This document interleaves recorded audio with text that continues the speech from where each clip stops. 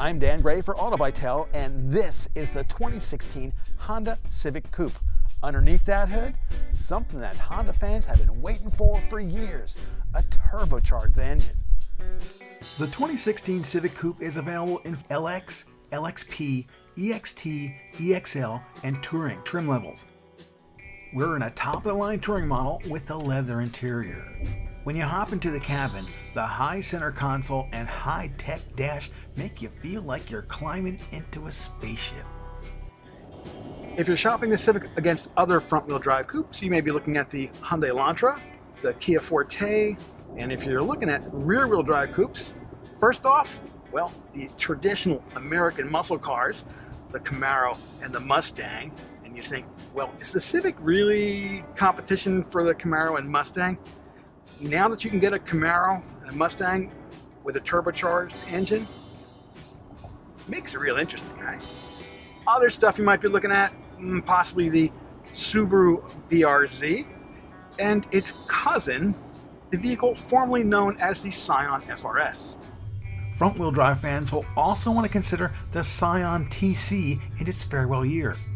The Civic Coupe is available with two engines, a 2-liter naturally aspirated 4 and a 1.5-liter turbocharged 4, which is what we have here in this touring model. And let me tell you, if I were buying one, I'd really want to go for the turbo motor because it's really responsive, very fun to drive, but there's one drawback for the enthusiast, and that is it is currently only available with a CVT. You can get a manual transmission, but only in the LX with the 2-liter.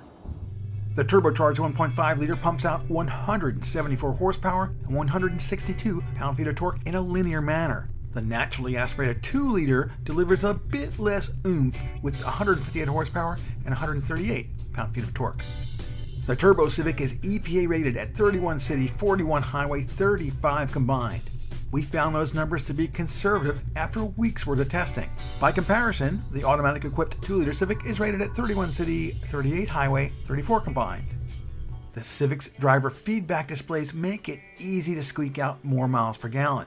A 12.39 gallon capacity fuel tank provides a good amount of highway range. All Civics are designed to run on regular unleaded. I love the way the steering wheel looks and feels. There's just a tiny bit of padding. Nice leather, contrasting stitching, sweet little cutouts for your thumbs. The piece I don't like all that much is the controls. Now, it's a little bit confusing to me, and it can be that way when you first jump in a car trying to figure it out.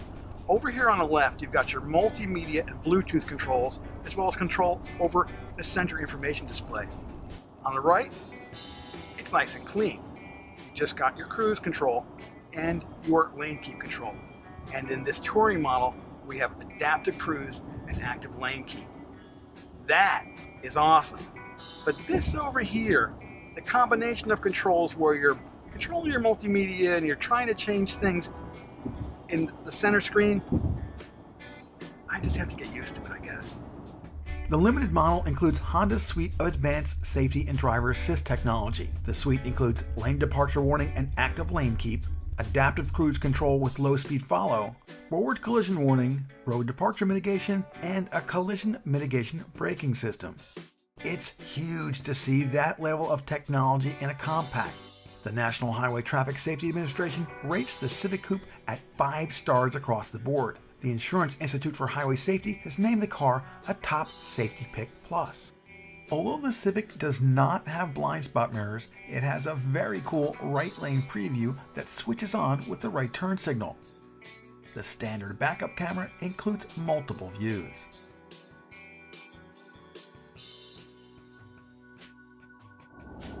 Truth be told, I have owned a lot of Civics over the years.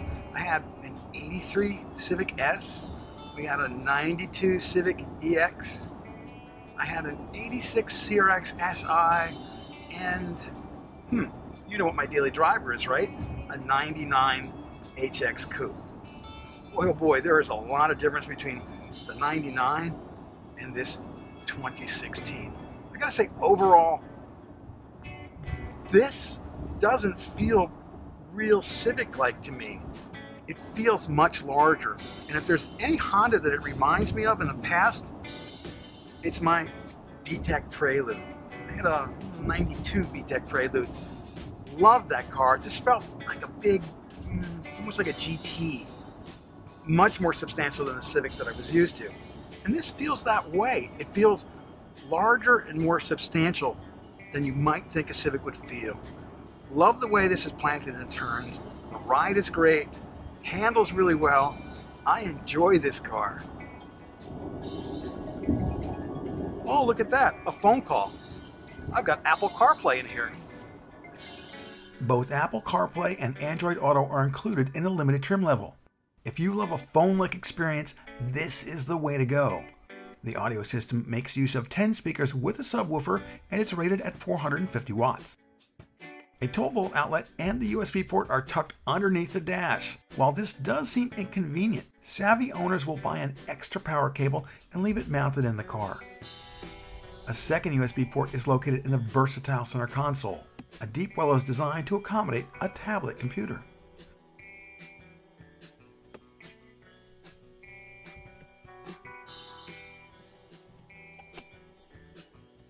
Most of the HVAC controls are handled via the 7-inch touchscreen.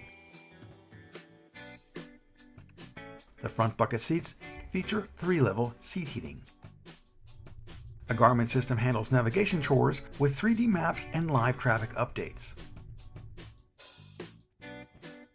The back seat provides 34.5 inches of headroom, 35.9 inches of legroom, and 52.6 inches of shoulder room.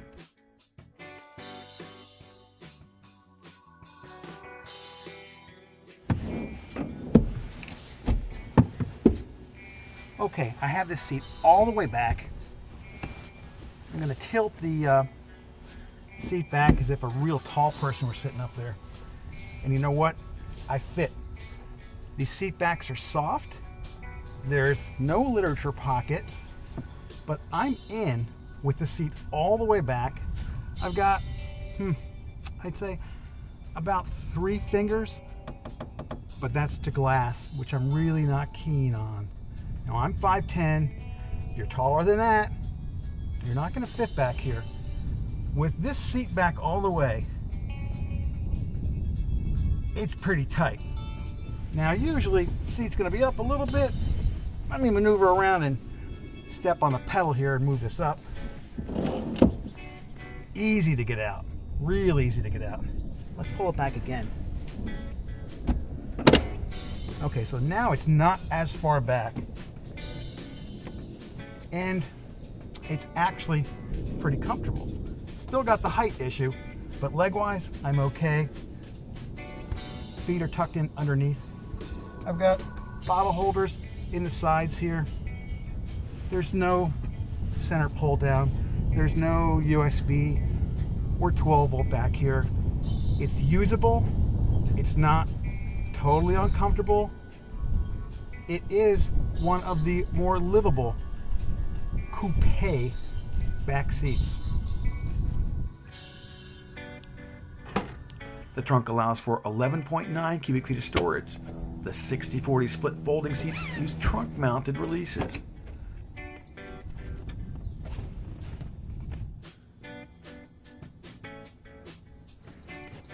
A temporary spare is included. Winning the coveted 2016 North American Car of the Year award proves that Honda has found its mojo. The new Civic is a solid package with a winning combination of style, performance, and technology. While the lack of a manual transmission with a turbo will steer most enthusiasts to the upcoming Civic Si and highly anticipated Type R, those looking for a more friendly backseat and cargo capacity will opt for the 5-door hatch once it ships.